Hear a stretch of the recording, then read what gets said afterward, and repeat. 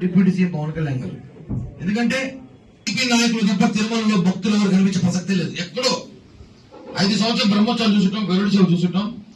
గత సంవత్సరం గరుడ సేవ అయితే స్థానికులు తిరుమల పంపడానికి కూడా ఇబ్బంది పెట్టారు. బస్సులు పెట్టకుండా, 2 వీలర్ రాకుండా రకరకాలు అడ్డుకున్నారు గత ప్రభుత్వంలో. వెంకటేశ్వర స్వామి ఒక భక్తులు తిరుమలకి రాకుండా చేయాలని ప్రయత్నంలో భాగంగా అవన్నీ చేస్తారని చెప్పి మేము గతంలో ఎన్నోసార్లు చెప్పాం. ఈసారి చూసారా, గరుడ సేవ రోజు 3 లక్షల మంది, 3,50,000 మంది పైగా ఉన్నారంట. కింద 1 లక్ష, 2 లక్షల మంది జనం ఉన్నారు. అంటే అంగరంగ వైభవంగా ఎన్నో సంవత్సరాల క్రితం చూసిన బ్రహ్మోత్సవాలు ఈసారి చూసాం. దానికి కారణం కూటమి ప్రభుత్వమే. టీటీడీ అధికారులు ఈవో శ్యామలరావు గారికి, అలాగే అడిషనల్ ఈవో వెంకయ్య చౌదరి గారికి, టీటీడీ సిబ్బంది పనిచేసిన ప్రతి టీటీడీలో విజయవంతం అవడం చాలా ఆనందంగా ఉంది.